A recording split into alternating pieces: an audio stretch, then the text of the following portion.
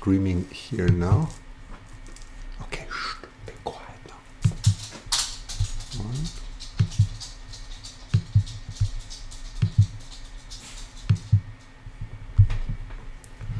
So hi everybody, good to have you.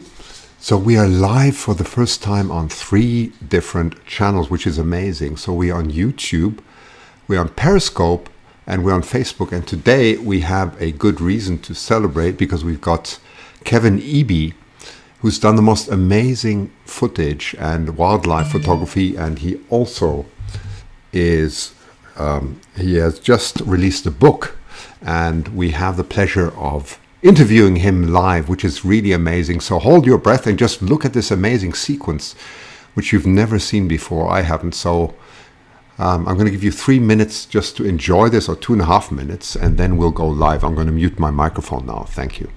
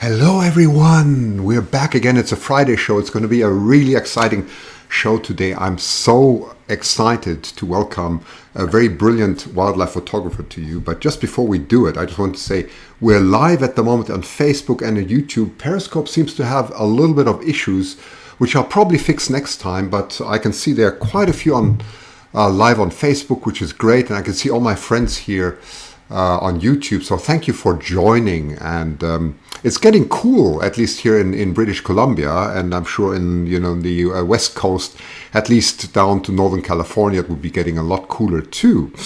I don't know how it is for you on the East Coast, but anyway, it's exciting because slowly the eagles are coming back. We know that in October, November, it gets really exciting, and then all the salmon runs come and so on. It's a really wonderful time. So that's exactly what we're going to talk about. We're going to talk about eagles, wildlife, passion about wildlife, and capturing it in a very unique way. And this is all about Kevin Eby.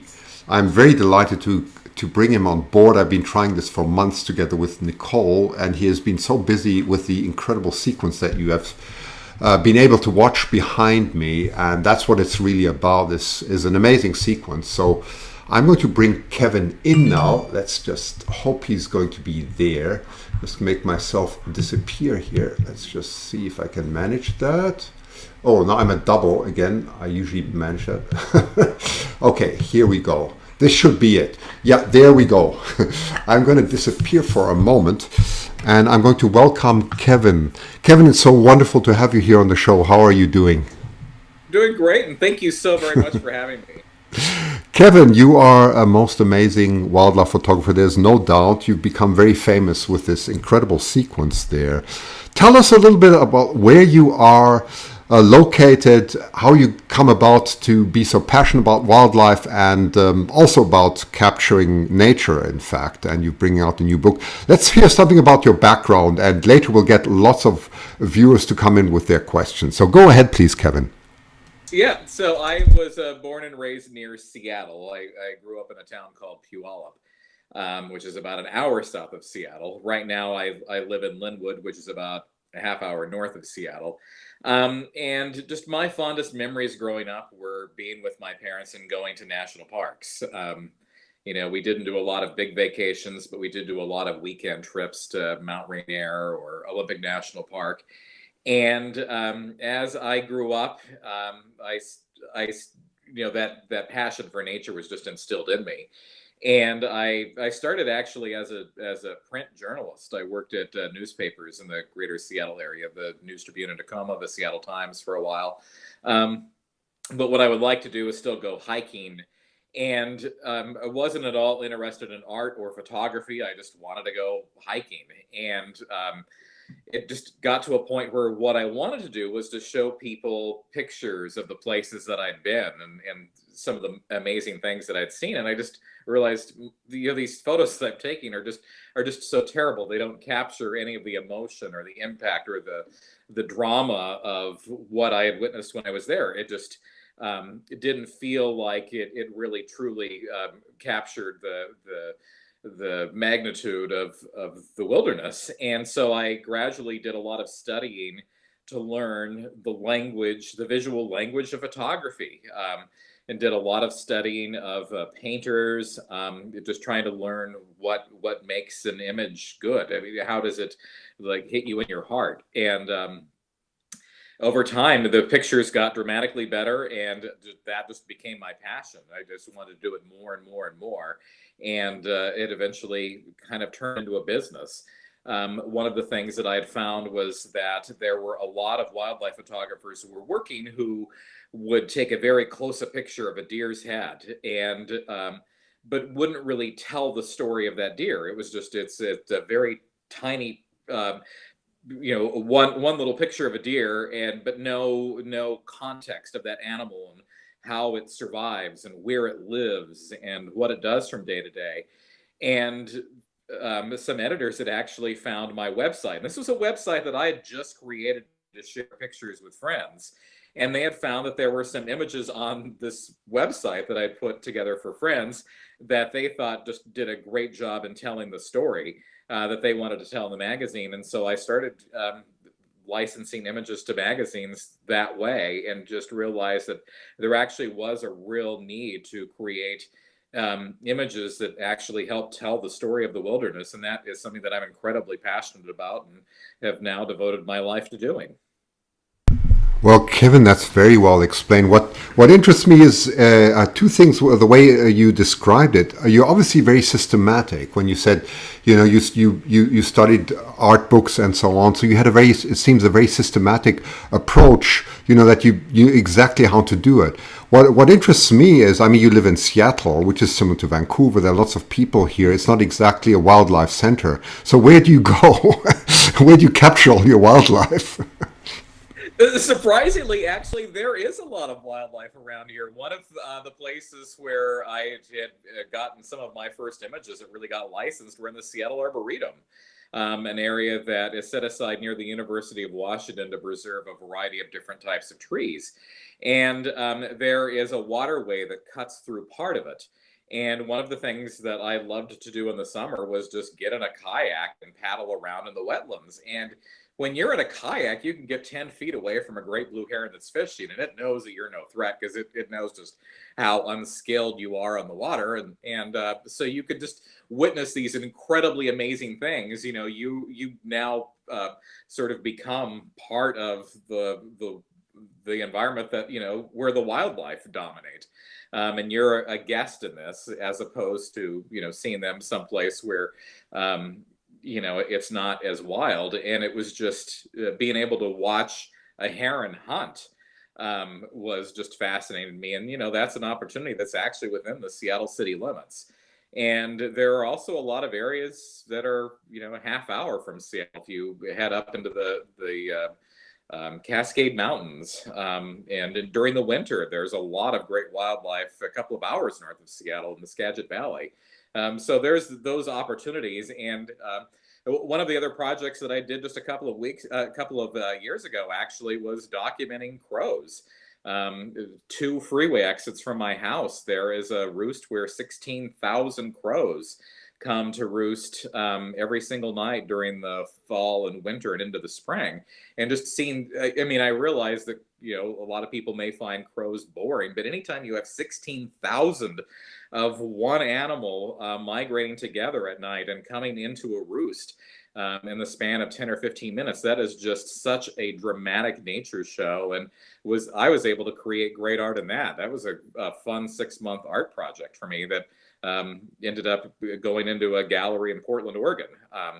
So it's just, there's all kinds of opportunities around you, and you think you may be in a big city, but there's a lot of wildlife all around us. You just have to kind of look for it sometimes.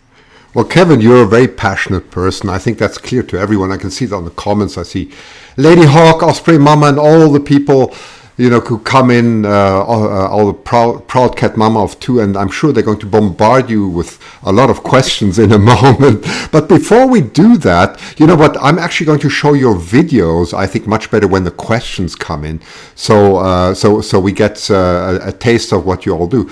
Of course, I'm being a photographer myself. I'm just curious. What type of equipment do you actually use now? So I've been using Canon equipment for my entire time of doing this professionally. I have 2 cameras. I switch between landscape and wildlife. I like to work on one wildlife project, and then after that's done, switch to a landscape project and kind of go back and forth. I just find that if I don't do that, it's really easy for me to sort of get stuck in a rut creatively. And so I find that just mentally switching gears like that helps me do more creative landscape and wildlife work. So for the landscape photography, my current camera is a Canon 5DS. And I have a huge bag of lenses that is way too heavy on my back as I'm going through airports. But the wildlife camera is the Canon 1DX Mark II. And for a lot of the wildlife, well, for the bald eagle, fox, and rabbit sequence, that was shot with the first generation of that 600 millimeter lens and a teleconverter, and that was it as far as that equipment went. Okay, so you have top equipment. I can certainly appreciate that. That's wonderful. But let's go to this incredible sequence of the of the eagle and the fox. I might just be able to bring it back in the background, but as let's just see if I can. Yeah, let me just take the one picture at least. So people seen the sequence now. Let me see if I can get it back in for us. There we go. So tell us a little bit about this. This is this near Seattle, or where was this, and what were you doing there? Obviously you weren't expecting this. So tell us a bit about this. Yeah, so this happened on San Juan Island, which is there's a chain of islands that's in northwest Washington, in between the state of Washington and Vancouver Island. Just gorgeous remote islands. And on San Juan Island is a park called the San Juan Island National Historical Park. And this is a park that isn't really known for nature. It was actually known more for the general Robert's Rules of Order. It's really devoted to the history around sort of the Bay of Pigs and the military fortification during that period of time, as people were getting ready for this battle that never happened. But in this park, there actually is some nature. There were rabbits that were introduced to the island in the late 1800s, introduced by early settlers who wanted something to hunt. And those rabbits had no problem whatsoever taking off. There is an abundance of European rabbits to this day. So about 10 to 15 years later, they introduced red foxes to the island, hoping to kind of keep the rabbit population in check. And what actually ended up happening was the foxes actually liked the voles that were in the park even more than the rabbits. So this park actually has a pretty good population of rabbits and foxes to this day, 100 years after they were introduced. So it's pretty well known among the nature photography community that there are a lot of fox kits that you can photograph on this island pretty easily during the month of May. And that's why I was there. It was a great time to get a wide variety of really young, cute red foxes, prancing around the prairie and, getting their first taste of trying to hunt and that. And so my time on the island was entirely to just get cute pictures of foxes. And late in the day, the foxes had switched from playing to actually starting to hunt the rabbits. And so the fox that's in this sequence had caught a rabbit, and all of the other fox kits wanted his rabbit. And so he was running across the prairie with it. And behind me, I heard the cry of a bald eagle. And so I turned around and I saw the eagle way off in the distance, but it was heading our direction. And I was just positive at this point that I knew what was going to happen. Because I had done a book on bald eagles, and I knew that one of the things that they like to do, well, frankly, they're lazy. If it's easier for them to steal food than it is to hunt it, they will steal from anybody. I mean, they are all about expending the least possible effort to get the greatest meal. And so I thought, well, of course, it saw this really inexperienced fox with a rabbit that's almost as big as it is. I mean, I thought what I was going to get was one picture of the eagle scaring the fox dropping the rabbit, and the eagle kind of running off with it. And while the camera, can shoot 14 frames a second, I thought I was going to be really lucky to get one picture of the action. And so I was following the fox across the prairie, just knowing that, it was going to be the target of this action, getting ready for my one picture. And the eagle flies right in, and there's a little bit of action. And so I click the shutter, and my camera is a single lens reflex camera. It's not one of those with an electric viewfinder, so whenever it takes a picture, the viewfinder blacks out during as it's taking the picture, because the mirror has to go out to let the light hit the sensor. And when the viewfinder comes back, I see that the action is still going on, that this wasn't one picture, this was actually more of a struggle. And I see all three of them suddenly lift into the air. And what's going through my mind as this is happening is, first of all, this is incredibly unique and I've got to capture it. But I'm also thinking, this action is just playing out erratically all over the sky. I can't screw this up. I mean, I've been photographing for 20 years now. I've never seen anything like this. I don't think I will ever see anything like this again. I've got to get one picture out of this incident that just shows how crazy this is. And so over the entire time that I was photographing this, I was just struggling to track the action as best as I could with the camera and the lens. And just keep in mind, this was a 600 millimeter lens with a teleconverter on it. So it's 800 some millimeters of magnification. And so it's almost like tracking this a bit through a telescope, because in order for me to be able to use these images, I can't crop way into the image. I need to get, make the subjects that I'm photographing as big in the viewfinder as possible. So there's not a lot of room for error.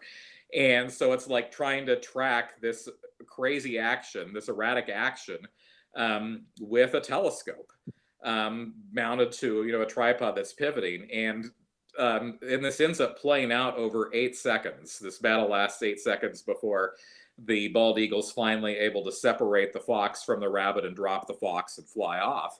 And so as soon as the fox dropped to the ground, I wanted to make sure that it was okay. It ran over to sort of a burrow that was near me. And so I was able to kind of look at it. It was kind of shaking the thing off a little bit. And I took some close-up pictures of it just to try to see if I could see any obvious injuries that I would want to alert somebody to. And then I was almost afraid to even play back the image sequence on my camera because one of the things that was going through my head as this was happening was that the camera was not set up for this kind of action. What I was photographing just before this had happened was the fox running across the prairie with the rabbit. And to do that, what I wanted was a long shutter speed. What I wanted was to pan with the fox to get some movement. I wanted the red flowers and some of the prairie grass to kind of blur. And so here you're photographing something where there's a lot of erratic action and things are happening very quickly. And I'm using a shutter speed that's about 4 times slower than I would have chosen if I had more time to prepare. And so I was just worried that nature had handed me, given me like this huge gimme, and that I was going to come away with absolutely nothing from this. And so I was really just petrified to even look at the memory card. And so I finally got the courage to hit the play button on the camera and kind of look. And I had identified a couple of images that I thought would work, but I did not bring a laptop or anything with me up to the island. It was just, I wasn't planning on doing that much photography or doing anything where you would have to react to it that quickly. And so it wasn't until I got back to my home studio that I realized that actually I had most of the sequence and probably 80% of the images were really sharp. So I'm so thankful, but I did not have a lot of confidence as that was going down. Well, Kevin, I can completely understand you. I mean, I can imagine because I've been in such a situation myself, of course, and I think a lot of wildlife photographers have done that. When something really unique happens, it's your chance of your life. And you think, for goodness sakes, my shutter speed is wrong, and maybe the focus is not on spot and whatever. So I completely get it. So but I mean, it's not just luck that you got this. It's you obviously stayed calm enough in this moment to do what you had to do, and I really congratulate you, and I absolutely admire the outcome. It's marvelous, and it tells a beautiful story. When I look at the image, you can see there's the fox. There's some spray or so on its back coming out. What's that about? Yeah, I think the eagle scared the urine out of the fox, because you actually see that in a lot of the early images in the sequence, and it just I love still photography for this reason, because this whole incident was over in 8 seconds, and just think about how fast 8 seconds goes by. But with the power of still photography, you could take each one of these, 250 seconds of a second slices of time, and I think just really get an incredible sense of just the drama that was going on at that time. It's just there was another photographer who had actually shot video of the sequence, and it just goes by so fast that I appreciate it, because it just really shows you how fast this was over. But it's just, for me, I want to capture the still images of it, because I think these little slices of time just really help you just kind of understand how epic this battle really was, and how it just captures the drama more. Yeah, Kevin, I absolutely agree with you, because the thing with video is exactly you're shooting at 30 frames, or maybe you're shooting at 60 frames a second, and it's very difficult to slow it down without getting blurred. I mean, the clarity of your images are mind blowing, and this is what's so amazing about photography, isn't it? That we can actually do something like that. Tell us a little bit more of what happened then. Okay, now your heart attack's over. You thought, my goodness, I've really done it. And then what did you do? I mean, did you show it to your friends, and how did it suddenly become so virally popular? Yeah, how it became so virally popular, I don't think I will ever know. I have some theories about elements of the story, which I'll get to in a moment. But one of the things that I try to do, I really love to share the stories of the photography. I think a lot of times, especially in this era when, everybody's taking pictures of their food and everybody can take pictures, with their smartphones, that I think to a certain extent, um, photography isn't quite seen as much as art as it may have been 10 or 20 years ago. And so one of the things that I really do try to do is to, as much as I can, tell the story behind the images, tell the story about how I decided to do the settings the way that I did, why I tried to frame it the way that I did, to show that there really is a thought process. This wasn't just me setting up, in some field somewhere and taking some random snapshots.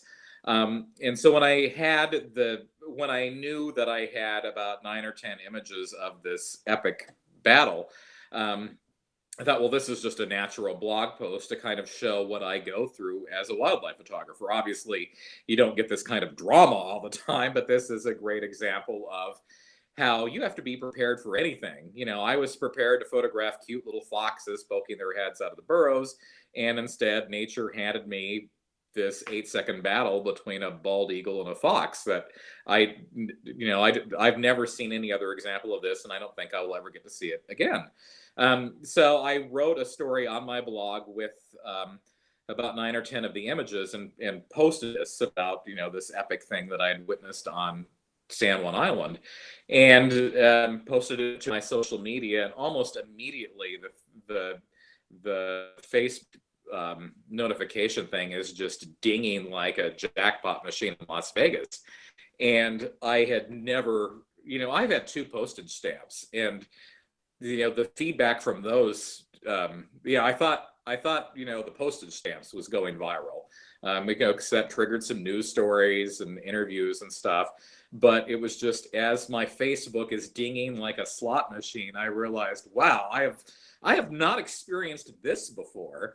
And then all of a sudden it was TV stations that were sending emails, and my work, I license it. So I do a lot of work licensing images to newspapers and magazines and books. I mean, that's just the nature of my business. And just all of a sudden then I was hearing from newspapers all over the world. And there was a time probably when I was getting 20 or 30 emails an hour, very shortly after the blog came. And these were all people who wanted to license the image and needed high resolution files, and wanted more information on the story. And then it just kept growing and growing and growing. These newspapers just kept getting farther and farther away. There was a newspaper in Russia that actually ended up licensing the images. The whole sequence appeared in every daily newspaper in Australia, all of the London daily newspapers. I couldn't even tell you how many places the thing had run, and it just kept going and going and going. I posted one of the images and a link to the blog on Instagram, and that had 100,000 impressions in no time at all. And it was just like, it really changed for me what a viral photo was. I thought that I was equipped to deal with that, and I could just not have been more surprised. And just dealing with all the publications that wanted to use those images, that became my full-time job for a couple of weeks, even as I was trying to get the latest edition of my book out. It was just like, I have other work to do, but I mean, this just was all encompassing. There were interview requests, at 5 o'clock in the morning that I was getting up to do, and wasn't done filling invoices and providing high resolution files, until 10 or 11 o'clock at night. It was just a huge whirlwind for a couple of weeks. And I think, what really made the story click, if anything, is just the fact that there is, the fox is okay. I think the fact that there is a cute little picture at the end of this thing with the fox looking a little sheepish out of its den allows us to really appreciate the spectacle for what it is. And I think if the fox was more gravely injured, I think this would be one of those nature horrifying experiences that a lot of people would be afraid to like. I think we can kind of appreciate it for the just amazing sequence that this is, because at least for the fox, it had an okay happy ending, and people did check on that fox for a couple of weeks even, and it was fine. So Very nice, Kevin. Well, I'm really happy for you. It went to Australia, to Russia, and so many other places. I'm actually not surprised about Russia because, they have introduced foxes on many islands, as you probably know. It's quite a history, and there are quite a number of quite talented Russian photographers, wildlife photographers who you may know too. So this story that it comes to Russia doesn't surprise me. Australia, of course, because I mean they're so incredibly involved with wildlife, and so on. The UK, of course, also no surprise. I'm going to start with some questions now. So I'm just going to tell my team, so Nicole and so on, please post the questions here. I can see them coming in now. So let me just, Kevin, 1 second. So let's go to question number 1 from Holly. I never can pronounce this correctly. Ginnon, yes. Do you need a 50-pound camera lenses? Do you need 50-pound camera lenses to capture such shots? Go ahead, Kevin. So the lens is actually 13 pounds, and there's a brand new version of it that I would love to have that's only 6 pounds, but it's way out of my budget. The answer is it depends. It depends on what you want to photograph. In this case, I absolutely needed that lens for this sequence because it played out 100 feet away from me. And so if it was a shorter lens, the eagle and the fox would have been so much smaller in the image, and I really would have had to crop into it that I wouldn't have been able to do a lot of it would have really limited what I could do with the images later on. The more you have to crop away, the less pixels you have left to make nice enlargements. And I've had people who've wanted, giant 18 by 28 inch enlargements of this photo, and it holds up really well just because I had a really good, sharp lens and really didn't have to crop the images all that much in order to be able to get that. The other way I would answer your question, though, is that I think not having a 13-pound lens doesn't mean you can't go out and do wildlife photography. Again, one of my favorite projects that I've done was photographing the crows, the 16,000 crows that come to roost in these wetlands that aren't far from my house. And one of my most popular images from that whole project was shot with an 11 millimeter lens. So you don't necessarily need the big giant white lens in order to be able to do wildlife photography. It's all about using what you have and finding something that you're passionate about. Good, Kevin. Thank you. That was very clear. So you see, it's not all about lens weight. it's a good balance, but it's also a good balance of budget, like Kevin explained very well. Question from Dana Steele. Very nice to have you, Dana. Did the fox live? I think he answered that. And who won the battle? I think maybe just explain a little bit more. Go ahead. Yeah, so the eagle got the rabbit, and the eagle carried the rabbit back to its nest. I think this eagle was nesting about a mile away. The next day, I had done some scouting in the area, and I saw an active bald eagle nest. It was about a mile away from where this took place. And just from the research that I had done into the book, I knew that bald eagles in this area need about a 1 mile hunting range. So while I don't know for a fact that was the eagle that was involved in this, I'm pretty sure it was, just given the behavior that we know about nesting eagles. The fox was okay. People had checked on him even a couple of weeks later. One of the really interesting things, actually, the thing that surprised me was that the bald eagle would even really try to get it from a fox, because there were plenty of rabbits in this field that the eagle could have gotten easily on its own. But I would have thought that after this had happened, that the eagle would have learned a lesson from this and thought that this was probably really risky behavior that it didn't want to engage in the future. You think about it, that fox was swinging around a lot, and could very well have injured the eagle. And the eagle was not able to carry away both the fox and the rabbit. It just doesn't have that kind of strength. So I would have thought that you would never see the eagle try to steal from a fox again. And I'd heard from people who had said that the eagle was continuing to try to steal from foxes. And this is why I love wildlife photography so much, that they had also noticed that the foxes now were actually working together to alert each other when the eagle was in the area. So it's just like the whole dynamics of this prairie had changed following this incident. And I just have a natural curiosity for that kind of stuff, and especially the behavior and the impact of that. And so it was very fascinating to me that the eagle would continue to try to steal from foxes, but that the foxes had also learned something from this experience as well. Thank you. That's very clear. Now comes Osprey Mama from Florida. Hi, Osprey Mama, and thank you for your donation. Very kind. Did you get shots of the eagle actually eating the prey once it landed?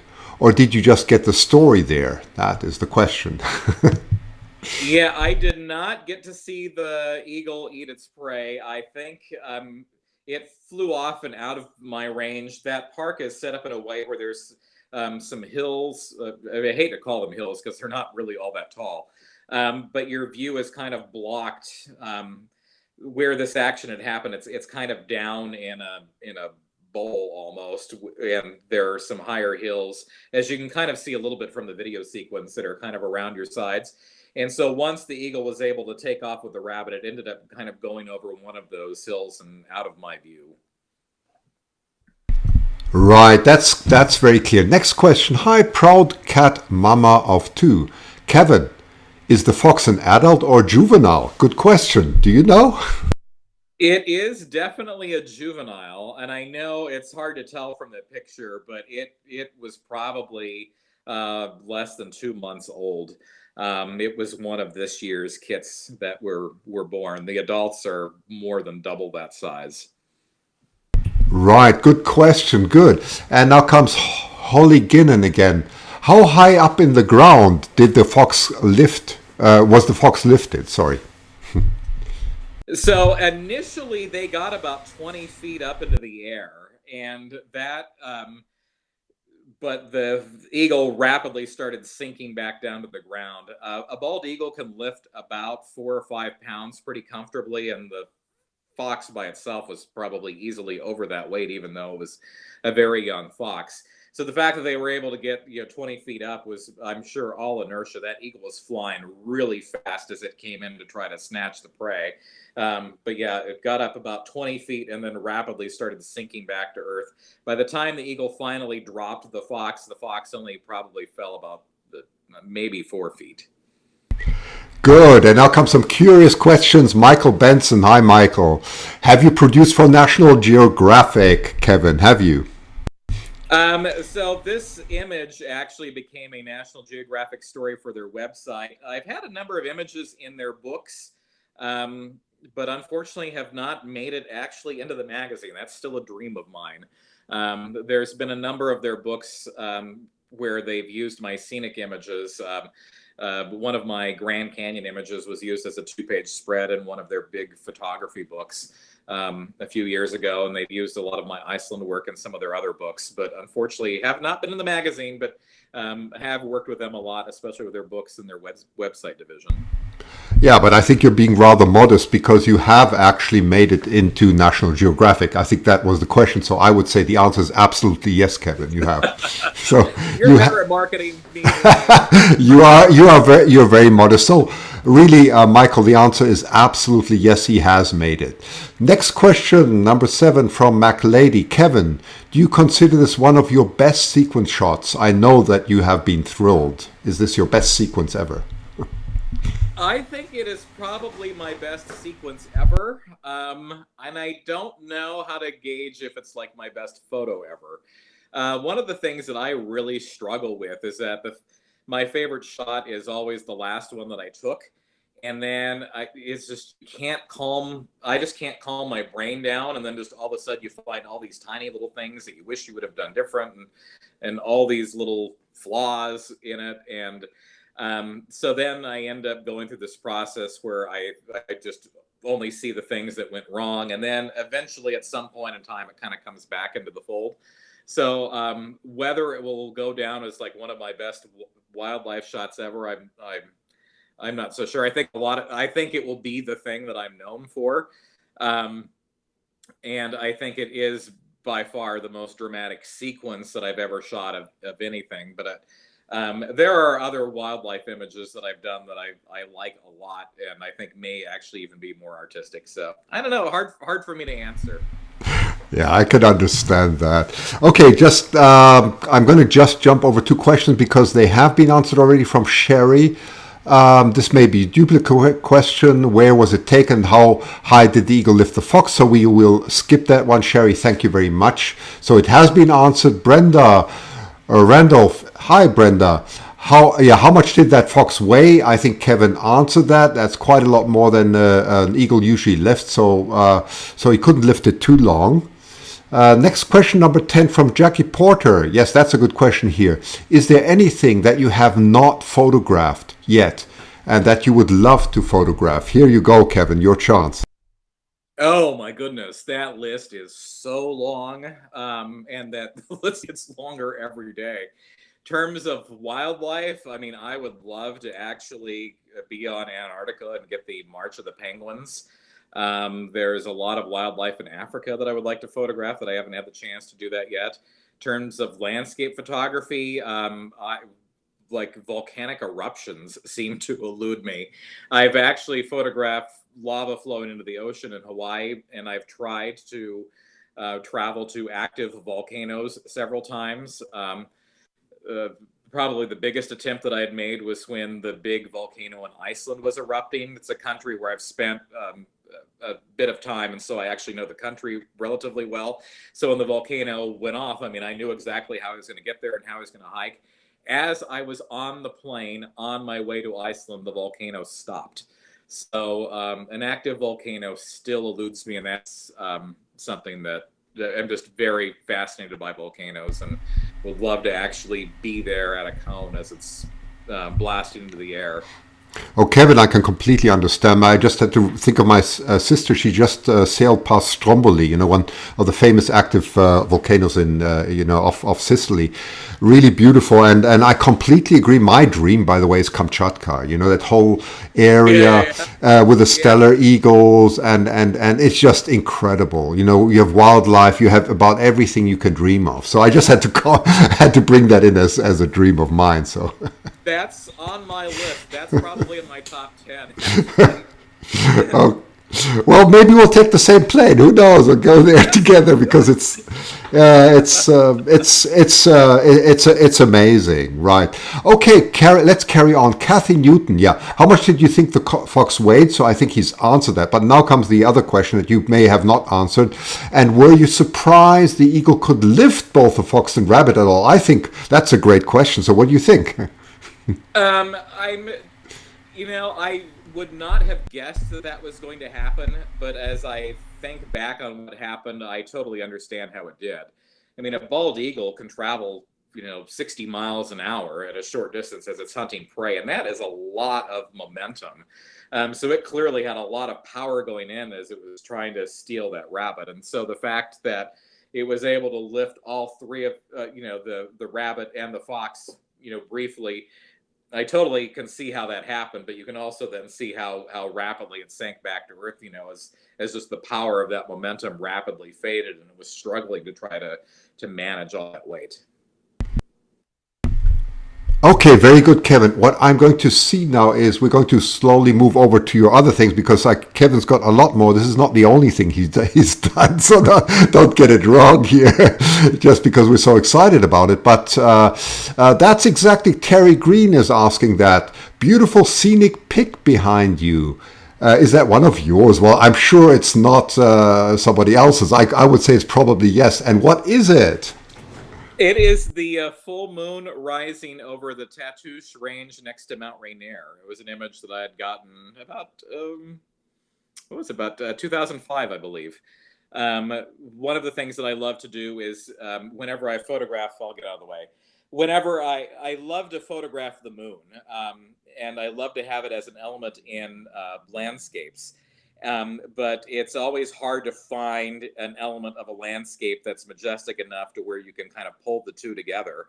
And so I had studied topographical charts and weather conditions, and I had identified one night that there would be a hike that I could do in an area called High Rock that is just southwest of Mount Rainier National Park, where I could climb up and get to the top of this ridge at sunset and get the moon rising with the mountain, and was blessed to actually have some of those some lenticular clouds begin to form as well. It's one of my favorite images of Mount Rainier that I've been able to take over the years.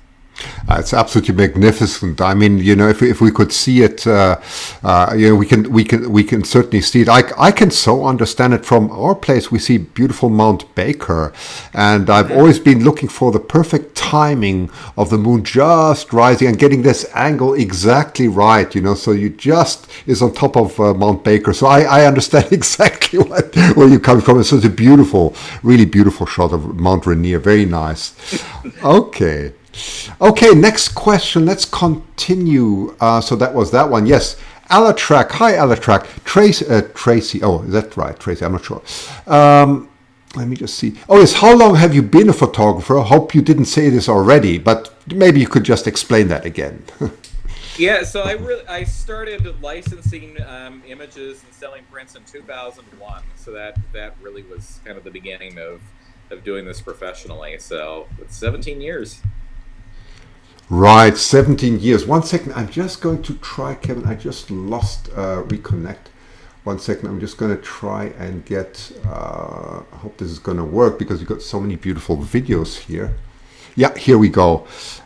Maybe you could talk a little bit about this scene here that I'm going to show now. Yeah, so this is on the Nooksack River in Washington State. So this is just, if you know the area well, it's mainly east of Bellingham, and especially during the month of December, you can have 1,000 bald eagles come into this river and to feast on spawned out salmon. One of the themes of my eagle book was just that, and also with the incident with the fox and the rabbit, is that eagles would rather don't want to expend a lot of effort in order to be able to get their meals. And so here you have this river where there are thousands and thousands of salmon that are swimming up this river to spawn, and they die, and then these carcasses just get trapped in the gravel beds. And eagles have figured this out, and so you can actually have eagles travel from 1,000 miles to actually come to this river to be able to feast to get all this easy meat during the month of December. So what I did was I wanted to capture some video of the exchanges of bald eagles as they're fighting over salmon, because there's actually been a lot of research into that. One of the best pieces of research that has been done on fighting between bald eagles was actually done on the Nooksack River in the 1980s. And one of the things that they found, and I completely appreciate this because my degree is actually in economics, one of the things that this research had found was that eagles actually play out game theory in their heads before they engage in fights. So you might think, these eagles are just like such fierce, powerful birds that they must just have like these dramatic knockout, drag-out wars between birds. But one of the things that this research had found is that most of the fights last only a few seconds. And that's because the eagles size up their challengers before they engage in a fight. So if this is a young eagle, they're probably more likely to try to engage because they know it's really easy to overpower them. But if it's an eagle that's really hungry, that's another data point that might suggest that eagle might put up a really good fight. And so both the eagle that's thinking about attacking and the eagle that's feeding both kind of do these mental calculations using a couple of data points in their heads to decide whether or not they're going to fight. And so I created this video to just show how brief these fights are. But I know, Christian, you've got and I wish I would have had the idea to do this. I love your slow motion video of one of those fights because that really just captures the drama of the fight, but also just how brief these things are, because the eagles don't want to fight a second longer than they have to. You know, it's interesting, Kevin, that you mentioned game theory. You know, I'm a physicist myself, so you know that means a lot to me. It's funny, you know. I was just thinking about that because I have probably similar to you. I've spent a lot of time when at least on the illusions, studying eagles and their behavior and when they actually move in. And you're absolutely right. The slow motion reveals much better how they're actually perceiving their environment, when to engage. It can be an eagle that has lost a beak and is not able to tear food apart or so. It's so incredibly fascinating, how they watch when that eagle just has eaten enough, because they gulp down the food at such a rate, and they know when the crop is full and when it will not engage in a fight anymore. It's you're absolutely right. It's so fascinating to watch that, and the whole hierarchy, and eventually everybody gets their food. It's just it's game theory. It's a strategic chess game. Yes. Very well said. Photography, it's just so fascinating. The more that you do this and the more that you take time to actually study your subject, you realize just how incredible the world is. And I can't imagine I'm ever going to get bored doing this, because there are just so many stories that are still needing to be told. Absolutely. Let's get to the next question. Okay, let me just see. Question from Sherry. Yeah, the eagle is let me see. Oh yeah, the accuracy of the eagle is amazing. Yes. How much this is a difficult one. How much force, or we should say, how much pressure is there actually in the eagle's grip?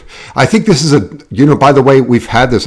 Sorry, Kevin, if I just intervene, but we've had this on one of the questions actually. And I remember there was a professor who answered. I forgot what her name was, but she said it's something that's very difficult to measure, because it's an absolute value, and you will never get the eagle pressing exactly the way you want it. But I'm just answering the question. I don't know if you would agree with that, but it's a very difficult one to assess anyway. Yeah, absolutely. And all I can do is just give, the anecdote where there was so much force as the eagle was passing over the fox and snagging it, that the fox swung completely around and almost landed on the back of the eagle. Which you can actually see in that sequence. This is a fox that's under the eagle, swings all the way behind it and all the way back over the top. Like when we were kids on the swing set and trying to swing as much as we can and try to flip the thing all the way over. There was so much force in this that the eagle almost did that with the fox. And I wouldn't have any idea how to quantify it, but the fact that the fox had almost ended on the eagle's back was just incredible. Sorry, I forgot I muted my microphone. Let's just go to the next one. I'm going to show some of the sequences, and please comment, and then we'll continue with questions, because it's very fascinating to have your comments. I really love this. So here we go. So what we're looking at here is, so the whole purpose of my book, which is called Year of the Eagle, actually began when I was doing some work at a bald eagle nest in Kirkwood, Washington, which is just east of Seattle.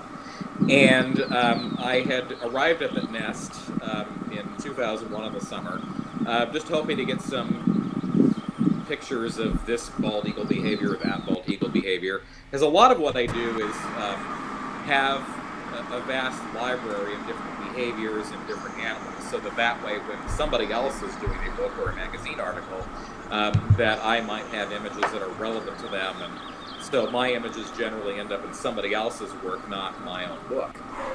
And over the course of my time in the nest, I actually just realized just how fascinating this whole process of learning to fly is. And so that actually even became more important to me than even getting images. And one of the stages in learning to fly, a lot of people think that when it's time to learn to fly, the mama eagle just kicks the young eagle out of the nest like it was a football, and then it just takes off on its magical flight, and that's the end of it. In reality, it's much more complicated. It's more like, I think, how we learn to ride bicycles. There's a lot of little baby steps, trial and error, and you gradually take on bigger and bigger things until it builds up into that incredible first flight. And what we're watching here is something that is called flapping, is the actual term for it. And one of the things that the eagles do before they get ready to do something more ambitious is just to set in the middle of a nest and flap their wings as hard as they possibly can. And that gives them a little bit it does a couple of things. One of the things it does is it sheds a lot of those down feathers that they were born with that just aren't flight feathers at all. It helps them build the strength in their wings, and it also gives them a little bit of that sensation of lift, because as you can see in this video, they actually end up a couple of feet above the nest once they're really going. So after I had gotten some pictures of this, I wanted to get some video just in case I ever wanted to do a multimedia thing. And it turns out this is actually a video that's really helpful that I do when I end up doing talks to different organizations or different groups to explain the process of how a bald eagle learns to fly. You know, Kevin, that is so interesting. I really like your analytical mind. It reminds me, when I was on the Aleutians, I did a video and I compared a juvenile catching a fish compared to an adult, and it is very similar. You know, it takes a long time for them to understand the whole swing mechanism, which is really complex. You know, use your arms as a rope, and they you know, you can see their whole body just swinging around, and to get the timing exactly right, because the moment they touch the ground, they are basically standing, right? And to get it right so that you can get the proper momentum forward is very difficult, and juveniles just can't get that. You can see that, you know. So it reminds me a bit of that too. I find the same absolutely fascinating. So I agree with you. I just had to throw that in. Okay. No, I want to learn more about that, because it was one of the reasons that I love this project so much was that I just remember being in school and being told that everything was just instinct,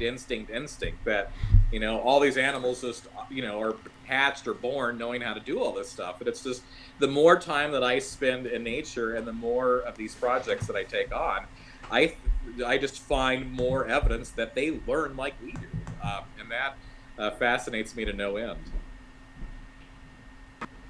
Okay, now comes an interesting sequence here that many have probably you've seen this. So say, or seen similar situations. That's what I want to say. So just explain. It's a very short video, so I'm going to play it over and over again, and maybe you can comment on it, please. Thank you. So this is actually one of the incidents that I had witnessed at the bald eagle nest that just convinced me that I needed to do a book on how eagles learn to fly. In the first year that I spent at this particular nest, and I ended up doing 3 summer seasons there. I had gone through 3 nesting seasons to try to see where the story was the same or where it was different, or if I could, you know, come up with any common traits. In the first year that I was at the nest, they had 2 young eagles. And what had fascinated me was that one of the young eagles was interested in flying, but the other one had no interest at all in flying. And I just, how could that be? And so one of the young eagles was actually able to make really terrible initial flights to other trees, but the other eagle was still petrified in the nest. And even though the young eagle that was flying could probably go 50 to 100 feet, it eventually became concerned that its sibling wasn't flying. And what I had witnessed, it looks to me like it had created some games in order to help its sibling develop an interest in flying and then also perfect its flying skills. And the first thing that I had witnessed was that even though the young eagle that was flying could probably go 100 feet, it started only flying to the very next tree, which was only 20 feet away from the nest. And it would just holler and holler and holler, would spend all morning crying over to its sibling. And finally, its sibling flew over and onto the same branch. It finally made its first flight. So they briefly touched wings, and the eagle that was interested in flying then flew to the very next tree over. And they kind of repeated this process for like a couple of trees. And it looked to me like they were playing a game of tag. And I thought, how incredible is this? For a number of reasons. And so eventually then this young eagle that had no interest in flying was actually able to do some flying, but it was still just terrible in terms of its precision and control. And so the eagle that you see on the left of your screen, that's the one that was kind of acting as a flight coach for its sibling, ended up breaking sticks off of trees, flying up above this park, calling out to its sibling, and then dropping the stick once they were relatively close together. It seemed like they were almost trying to play this weird midair game of catch. And this is a behavior that actually went on for a couple of weeks. And I never saw a successful passing of the stick, but there was quite a pile of these sticks that were in the field, and it was just to see young eagles playing games to learn how to fly just told me that there was a great story here that really needed to be told, and I wanted to devote the resources to do it. Yeah, it's so interesting that you're mentioning the interaction here of siblings and how they learn. My first picture ever, and it reminds me of a juvenile eagle, was taking a cone high in the air and just dropping it and then catching it again. For us that is a very difficult process, but that's all. It was all a game, And I thought, what is he doing this for? And that's exactly the same. It's little things like that that I love. It's those little moments and thinking about the thought process that goes on behind it. And again, for me, it's realizing that I think we often use instinct as a lazy way of as an excuse when we just don't know. I think that the animal mind is a complicated and wonderful thing. And Kevin, that here comes a question. D Swisher says, at what age do the young begin flapping? And then I'll put Patty D, hi Patty, her question on how close to the nest were you when you did this flapping video? The flapping, oh, that's in the nest. Why? Okay, go ahead, please. Yeah, so they begin flapping. You can kind of see really weak elements of it at even about 4 weeks. But at that point, they really don't have flight feathers, so they're still very awkward. Their head is almost bigger than the lower part of their body, and so you can almost kind of see them fall over a little bit. The more serious flapping begins probably at about 6 weeks, and the video was captured probably 100 feet away. This was a park that used to be a school, and they had torn the school down because it had long past served its useful life, but they left this giant dirt mound there for some reason. And it looks really out of place in this park, but it actually allowed me to kind of climb onto something and shoot across to get a better view actually into the nest than I could have gotten from the ground. So it was about 100 feet back.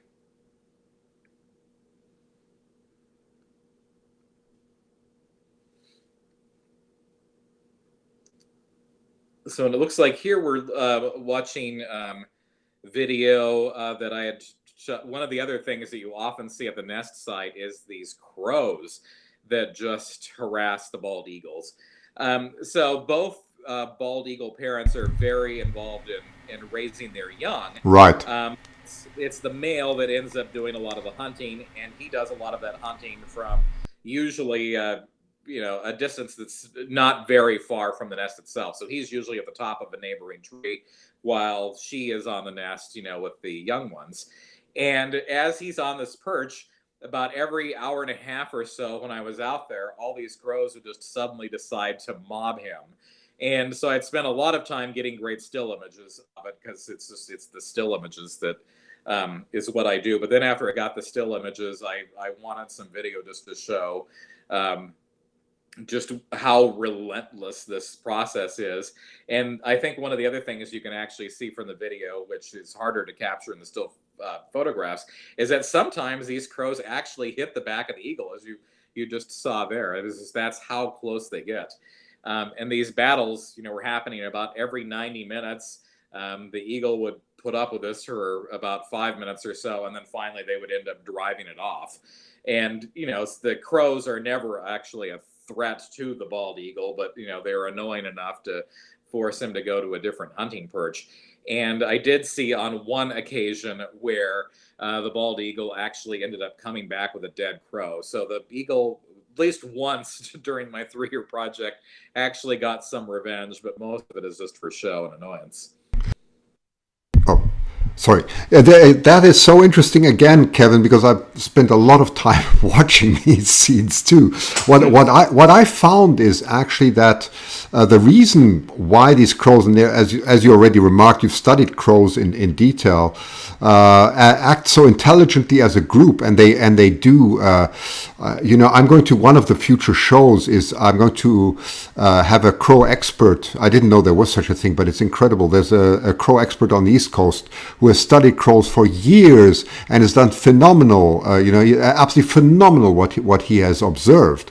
So I just wanted to bring that in. But what I found interesting is I did also see, as you correctly say, Papa coming in and grabbing the young. Of course, they're very vulnerable, and they take them right off, and of course that results in a lot of aggravation and anger of a whole community of siblings and uncles and whatever taking it out on the eagle. That's exactly what happens. So very interesting behavior, but they seem to be used to it now. Yes. It was quite a show, but it was mostly for show. Okay, next question. Here we go. Let's see. That is Susie Q. Hi, Susie. That's a wonderful moderator here who also helps. I think this shows the importance of siblings, how they teach each other. So she's referring to your video, the earlier one of the juveniles. Very nice remark. And then question number 19, Alatrack says, Tracy's name. Sorry. Kevin, did you have any schooling on photography? If not, how did you learn? I think you did answer part of it, but maybe you can say it again. And then also, how long did it take you to get really fairly good at this art? And then in brackets she said, would love to know the same from me. Okay, but please, this is your show. Go ahead. Go ahead, Kevin. So, I hate to admit this, but when I was growing up, I really had no interest in art. I was, I loved math, and I just didn't think that art really had a place in my life. And, obviously I was wrong about that. So I had no training, because I wasn't interested in it. And it wasn't until I was starting to take photos of my hikes and I just realized just how bad they were. I mean, it's not that they were terrible pictures, but they just didn't communicate anything. And I think that a really powerful photo, for it to be art, it needs to communicate. It can't just be some detached scene. So what I did was I went to a bookstore, and there's a lot of how-to photography books. The ones that mattered to me were the ones that really talked about composition and exposure.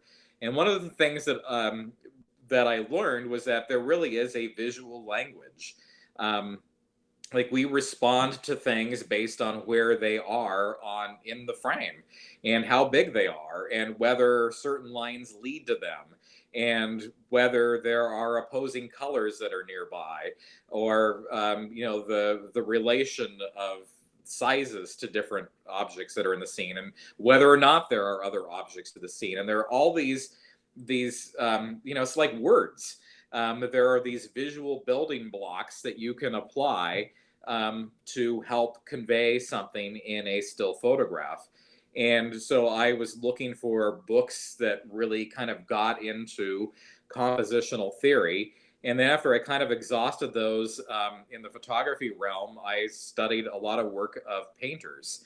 Because it's the same thing. It's the same visual language. It's just the tools that they use are different.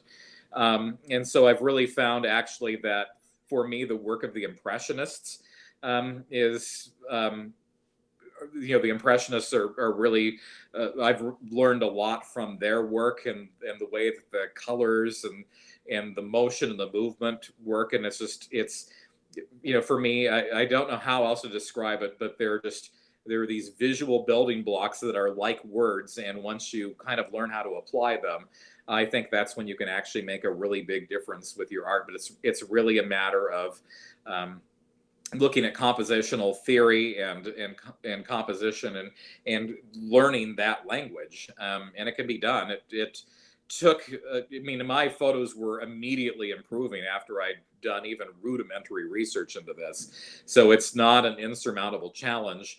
The challenge is actually to continue growing over the course of your photography career, or if you want to continue doing it as a hobbyist, even to continue developing your work over time, because I think it's really easy to sort of fall into a rut where you're doing things that that work, and you're not really trying new things.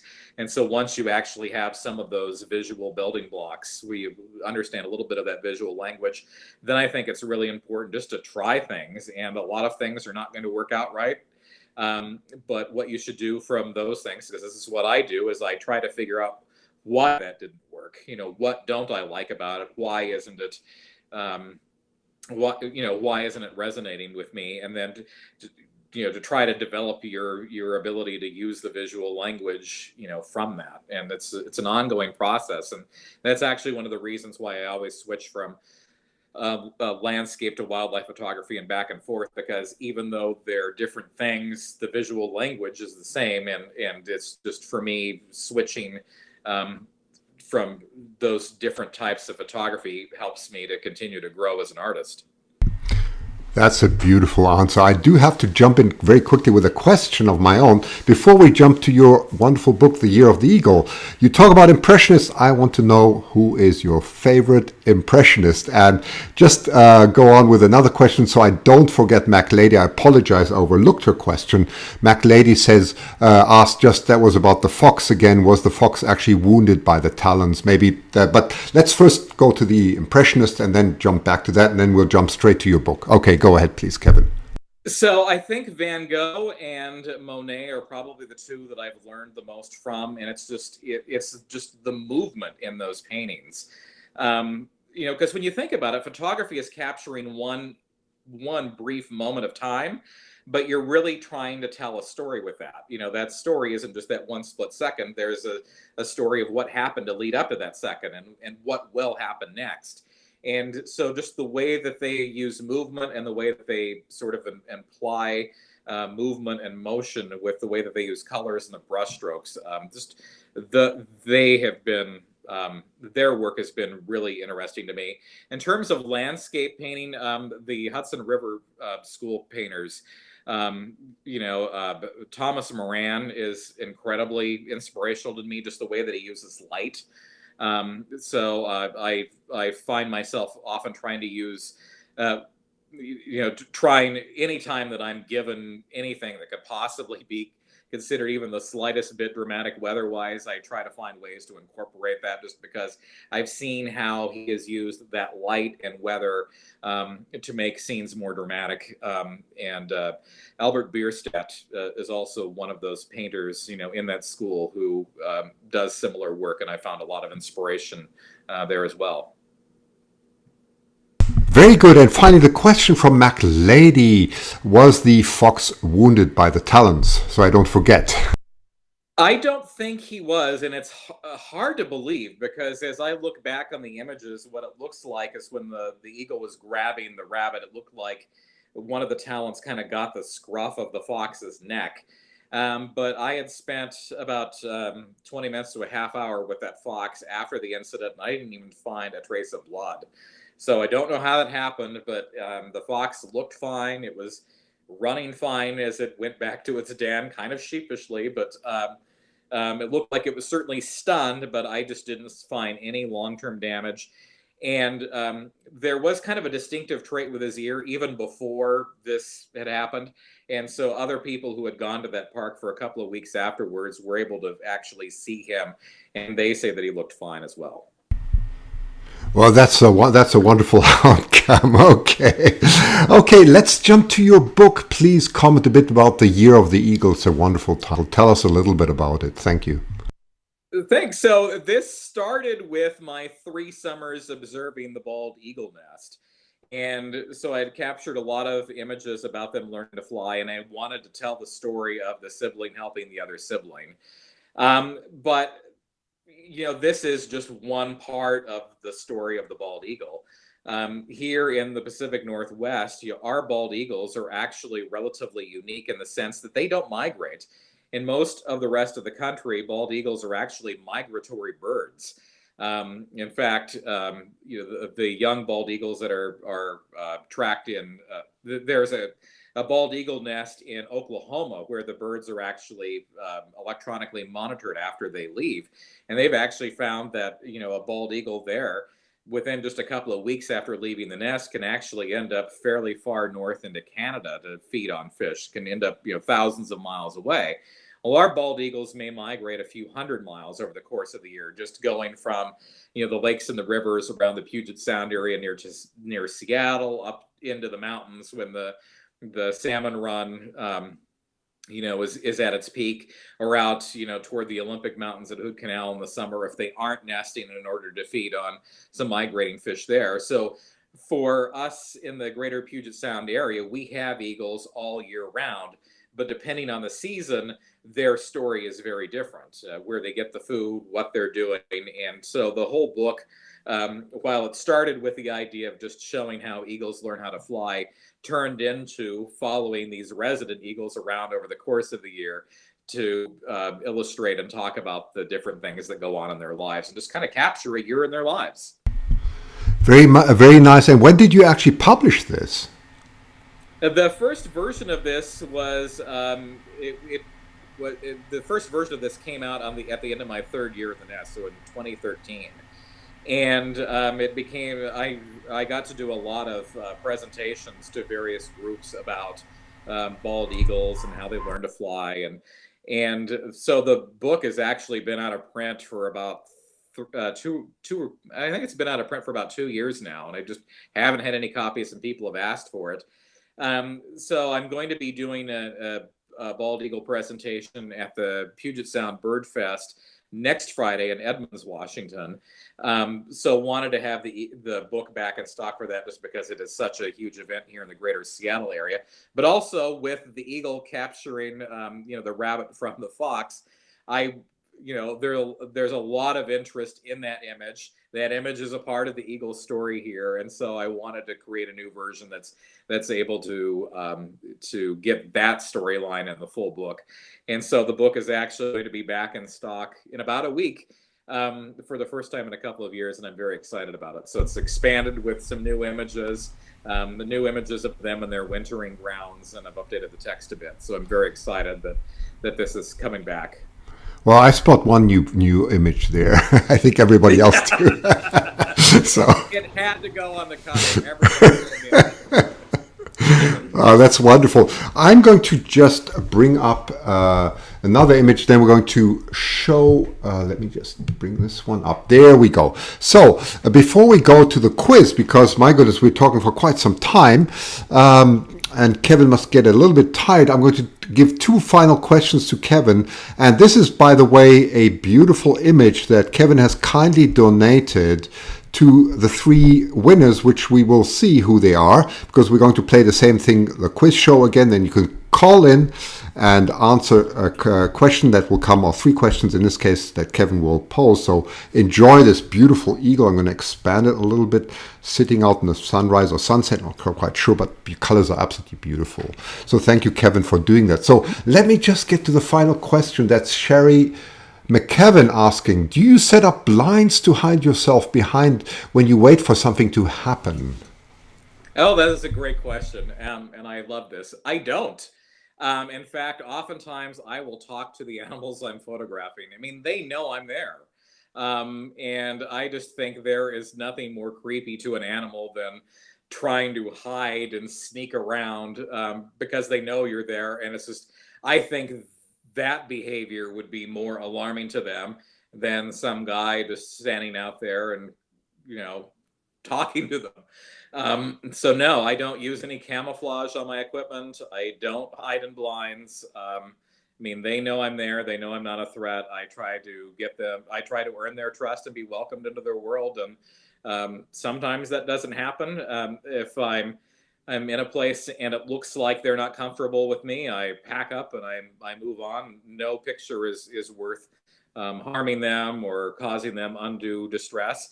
But I've just found that most of the time, being myself, not being a threat, and has been enough to actually just be welcomed into their world and to be able to capture what I've been able to capture. Very nicely said. Final question here, number 21. Proud cat mama of two, Kevin. Do you have any tips or advice for a person who wants to begin with photography or photograph wildlife? Some tips, please. So I think pick a topic that you're interested in. Because one of the best ways to grow as a photographer is actually to shoot the same subject over time. The example that I often use is that there are a lot of photographers who will go to a national park on a vacation, and the first time you go there, just like you find pictures everywhere. And it's only after you grow as a photographer that you find that you were just taking these sort of knee-jerk reaction sort of snapshots, they're basically just snapshots. And it's only after spending some time with the subject that you actually then find ways to make the subject your own, to provide your own unique take on it, your own unique stamp. And that just takes time. And it's not an easy process, and it's not a fast process. I mean, I think about the pictures that I took the very first time that I went to Yosemite. They just aren't as creative as the pictures that I took 5 months ago in Yosemite. It's just because it's an area that I photographed a lot. And so when I see something, oftentimes I realize, oh, I've already done that. I need to actually think a little bit harder and try to figure out what it is that I'm really responding to and what it is that I really want to communicate and what I want other people to see. And it's that process that I think really opens your eyes as a photographer and helps you create some unique images. And I just don't think that you can generally do that on the very first time that you've ever set out someplace. So you're just, your first time, you're just so overwhelmed with just capturing the snapshots that I just don't think that there's that level of creativity. As you grow as an artist over time, you learn how to do that in the field. So if I go to a brand new place, I can still work through it mentally and try to create some new images. But when you're trying to establish yourself as an artist and grow as a photographer, I find just working one subject and trying to do a body of work, try to create 10 images on one subject that you really care about. And just that process of trying to create a body of work or a series will help you actually grow as an artist and let you actually learn how to see. So that way you're actually capturing some creative images and not just merely doing knee-jerk snapshots to the scenery or the wildlife that you're presented with. Yes, and I would add, and you have to have the fire and the passion. That's really important. Oh, absolutely. Good point.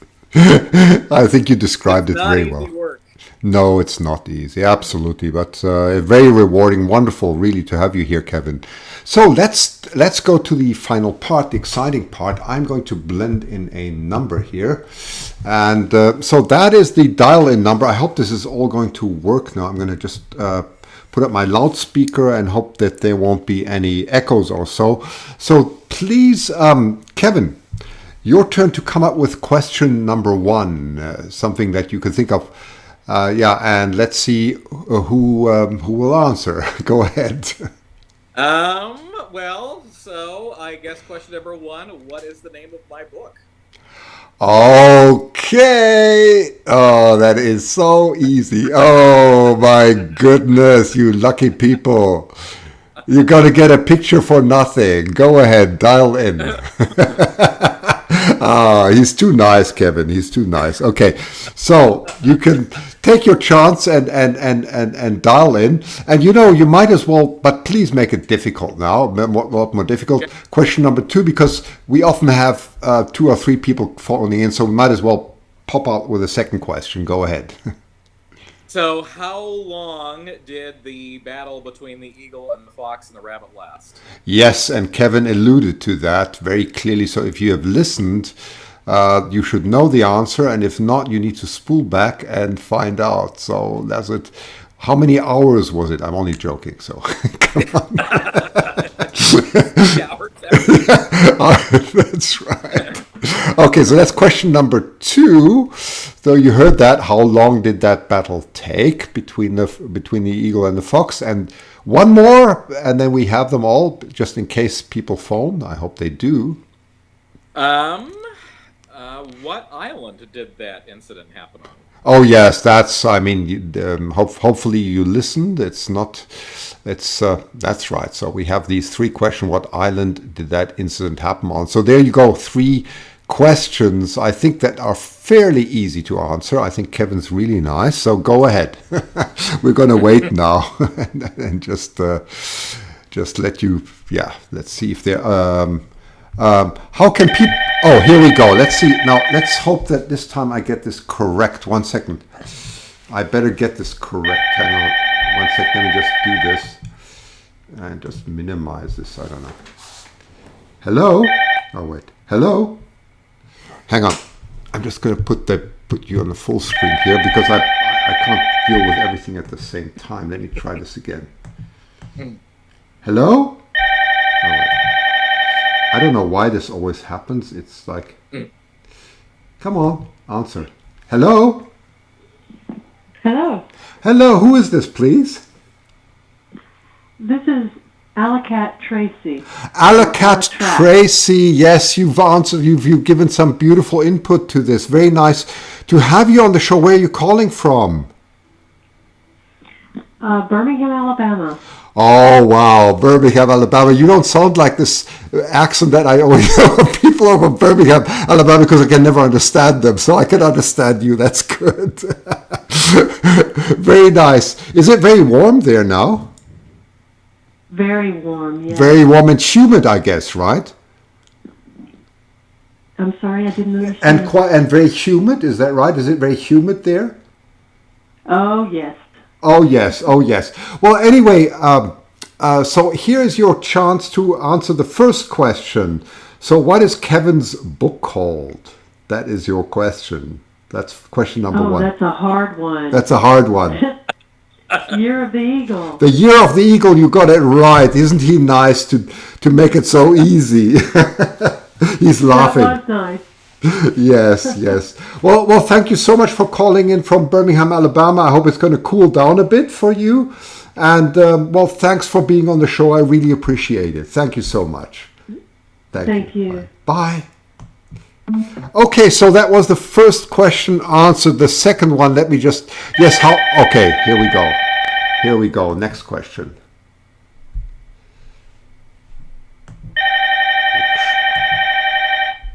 Sure why my mouse never clicks. Hello? Hello. Hello, with whom am I speaking, please? Sherry M.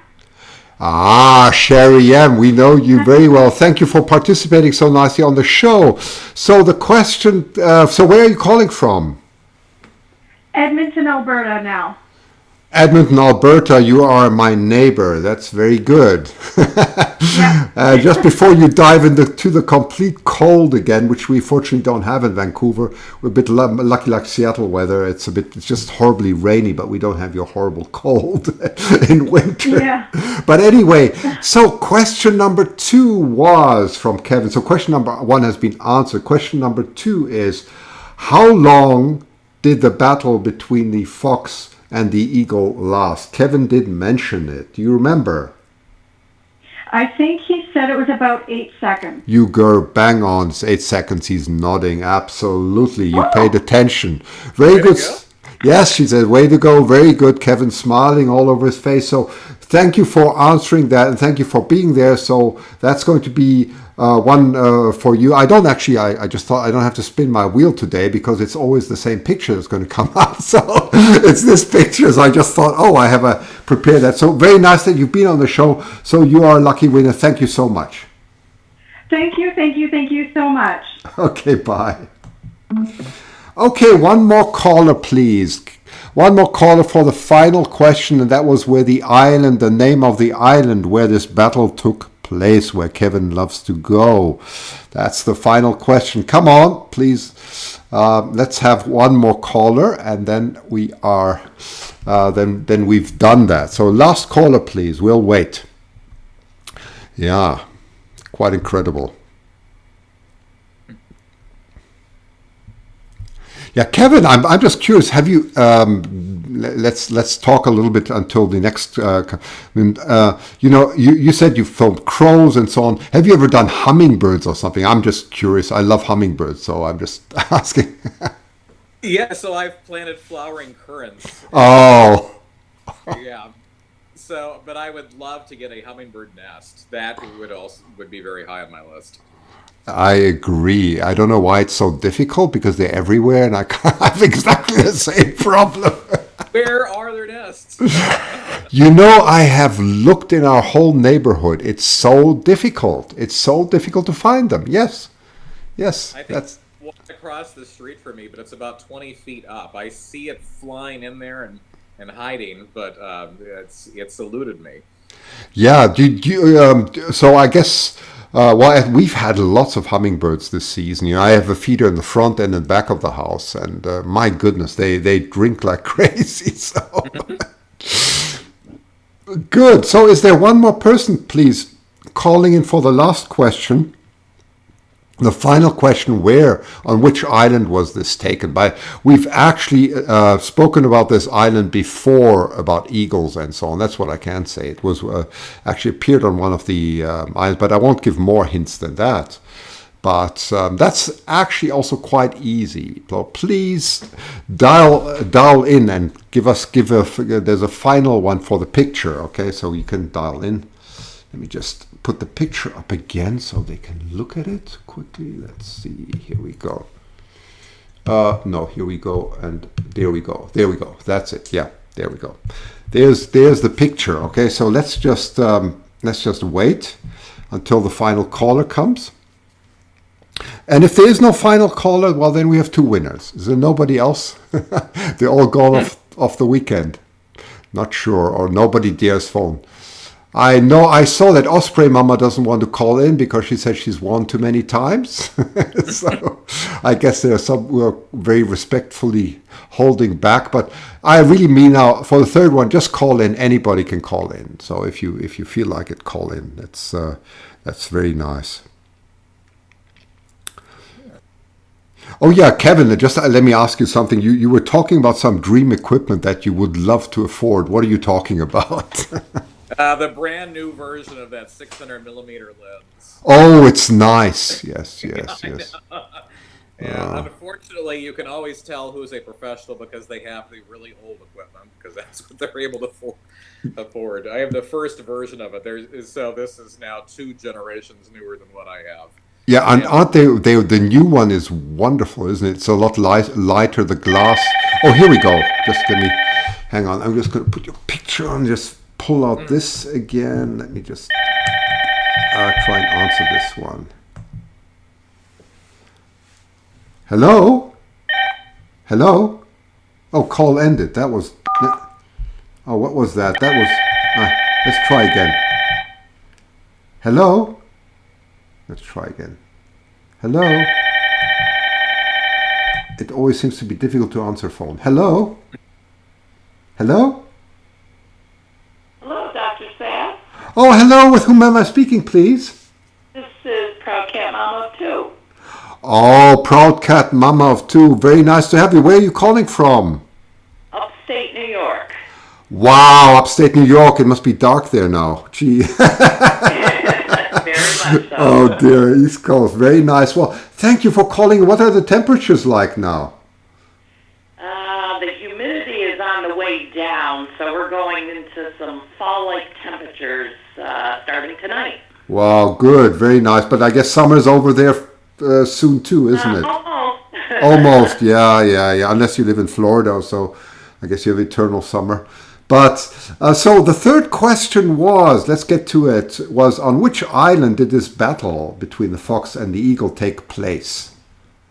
Was it in the San Juan Island? Yes, it was. Well done. Kevin's nodding happily. So you are the third proud winner of the picture. So thank you so much for calling in, and thank you so much for always participating. I really appreciate that. Thank you. Oh, no problem. And thank you, Kevin and Dr. Sass. Kevin's smiling. Thank you so much. Take care and have a wonderful weekend. Thank you. Fine. You Bye. too. Bye-bye. Bye-bye. Okay, well, that is great. So here is... Oh, well, we can't take any more...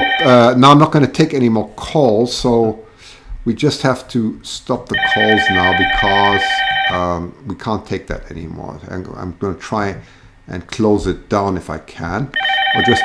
you know what? I'm going to put this on mute. That's the best thing. Okay, now you don't have to hear it. Okay, so anyway, thank you very much, everybody. I'm just going to show the picture once again. Let's see if we can get it in here. There's Kevin. I'll get the number away. So that's a beautiful picture. Can you just say, to tell us something about this beautiful image? So that is a picture from near the bald eagle nest that I had spent 3 years at for the Year of the Eagle project. And that is the male who was out hunting at the very first light of day in order to be able to bring enough fish in for his two young eagles on the nest. He would go out at the very first light of day and look out into Lake Washington looking for food, and so was able to capture it just as the sun was starting to climb over the horizon. Very nice. And actually someone is asking here, how can people purchase this photograph? So there are some people who want to purchase it. Now it's Kevin, over to you. Yep, my website is livingwilderness.com, so just send me a note there. Yes, and we have, Kevin, we've put it below the show. My wonderful moderators have done that. So livingwilderness.com is, so if you want to see the link, it's just below the YouTube, and I think probably on Facebook, some moderators put it in. So you can purchase these beautiful photographs and others from Kevin there. Thank you. Well, very nice, Kevin. So I'm just going to show myself also quickly. Let's see how we can do this. At least on the other side. Yeah, well, I have to go. So we're both sitting on each side of the eagle, which is very nice. We're sitting more or less in the tree here, and you're flying above there. So anyway, Kevin, I wanted to thank you for being on the show. It's been absolutely wonderful, really, having you here. Thanks for taking the time. It's so nice to share this this passion with you, and I so much understand from my heart how you how you feel and why you're so successful. It's really wonderful. So thank you so much. This has been incredibly fun. Thank you, Kevin. So I'll talk to you in a moment. I'm just I'll just give the ends of the show and just stay on the line, and I will be there in in just a moment. So thank you, Kevin. Okay, well, let me just 1 second. Kevin is there. Okay, there we go. So. So that was a wonderful show. I just wanted to bring in the background here. Let me just make myself smaller again. Yeah, so I would like to again thank my wonderful helpers, Sasha, Susie, Kevin, and Jenny. This time it's getting much more stressful. We've been live on 2 channels. The third one, Periscope, didn't work. I do know, I'm a tech geek, so I realized why it wasn't working. So next time we'll correct it. It's no big deal. So we'll be live next time on 3 channels, but we've been live on YouTube and Facebook, which is a big success. Really been wonderful. So thanks for all the help, taking care of all the chats. I hope that we were able to attend to most of your questions. So don't feel frustrated if we haven't answered something. We are trying to include you as much as possible in everything we do. Finally, I did want to say that for those wonderful supporters of you who've been supporting me throughout, I'm going to have a special behind the scenes show tomorrow. That's going to be on Patreon, and I'm going to still email it to some of you. You're going to see some incredible equipment. I'm going to Australia at the end of September again, and going to take some wonderful astronomy pictures. That's something. So Kevin does his wildlife, I do my astronomy. We all have multiple outlets. So I will show you some incredible equipment that I'm taking along there on my trip to Australia, which is really exciting. And then finally, on Sunday is a big thing. You probably remember the Croydon nest. The Croydon nest, that was the horrible task where they took down this eagle nest, right? There's a big thing going on. I'm going to broadcast that on 3 channels out from the field. I hope it'll work, but please be present at 2 p.m. I will announce it at 2 p.m. Pacific time, 5 p.m. Eastern time. It's a big thing. David Hancock has gone to the initiative. This was where they cut down the Eagle Nest. The press will be there, and it's going to be also a celebration of the implementation of enforcing the Wildlife Act, that you can't do such things and you have to have replacement for eagles. So it's going to be a very interesting show at 2 p.m. So a very busy weekend coming ahead for me. Next weekend I will not be there because it's family time. I need to devote some time for the family. So we're going to actually have a long weekend, and we're going to out to Galliano Island. You've probably heard of Galliano Island, one of these beautiful islands. I will take my equipment along, so if I find something nice, I will show that to you on one of the future shows. So thank you very much for being there, and I'll be back live again in 2 weeks with the next show. So again, tomorrow I'll be live for the Patreon and some very kind people who have constantly donated, and on Sunday I will be there with out on the field. We'll be watching David Hancock. So thank you so much for being on the show. So I better get this right now because technology has become inherently complex. So let me just see how I switch myself off here. So I'm going to smile and say, Kevin's smiling in the background, I can see him. So, okay, I'm going to say goodbye to my YouTube listeners first. I'm going to switch off there. Let's see if I can manage this. Oh, there we go.